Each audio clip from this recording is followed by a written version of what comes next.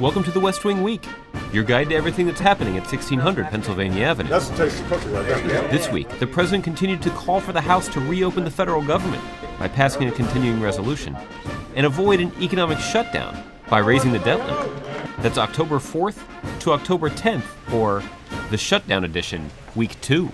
On Friday, the president and vice president walked over to a small business around the corner from the White House, a hoagie shop called Taylor Gourmet, to thank them for giving a 10% discount and a free cookie to all furloughed federal workers. Reopen the government, make sure we're paying our bills, two basic functions that Congress has, and take your cues from folks like this. What do you get? I got the 9th Street. Now, I'm paying for Joe, so don't take his money. I just said I was paying for you. No. The president got a chance to talk to some locals and out-of-towners on the way back, then sat down with Julie Pace of the Associated Press to talk about an issue at the top of everyone's mind. Renaming the Redskins?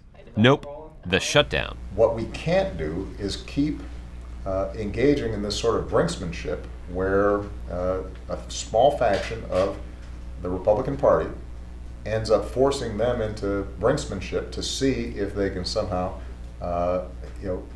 get more from negotiations by threatening to shut down the government or threatening America not paying its bills. On Monday, the president started the second week of the government shutdown by meeting with FEMA officials at the National Response Coordinating Center, where he thanked them for working during the shutdown in advance of the arrival of Tropical Storm Karen, and repeated his call for House Republicans to vote on a continuing resolution to reopen the government and to raise the debt limit.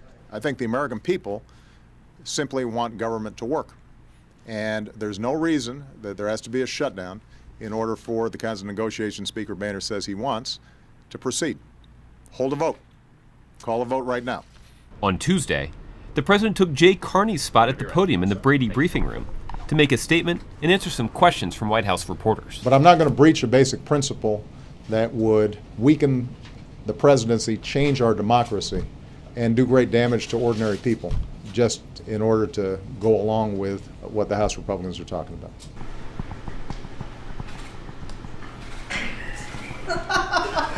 I'm sorry, the First Lady stopped by my house. The First Lady started off day 9 of the shutdown, spending some time traveling the halls and offices of the White House's West Wing and Eisenhower Executive Office Building. She spent some time visiting with staffers and thanked them all for their hard work keeping all these offices running, while the majority of White House staff is out on furlough. Thanks for looking out for our folks. Meanwhile, the president was participating in a series of 4 regional television interviews, where he spoke with anchors about how the government shutdown has affected their communities and how an economic shutdown would be even worse. Here's the principle at stake. If, in fact, one faction of one chamber, of one branch of government, is able to say, we will shut down the government and shut down the economy unless we get our way on something that we want, then our democracy doesn't work. Then, the president announced his nominee to succeed Ben Bernanke as the chairman, or in this case, the first ever chairwoman of the Federal Reserve, at a pivotal time for our economy. At the end of the day, the House Democratic Caucus gathered in the East Room for a meeting with the president, where they discussed the government shutdown and the upcoming debt limit deadline. On Thursday, the president continued his bipartisan consultations with Congress, meeting with House Republicans and Senate Democrats. To find out more information on any of these topics or to see complete videos of these events, go to whitehouse.gov. And thanks again for checking out your West Wing Week. Maybe go around, shake a few hands, and just say thank you. But in the meantime, I want to make sure everybody's still monitoring whatever it is that you're supposed to be monitoring.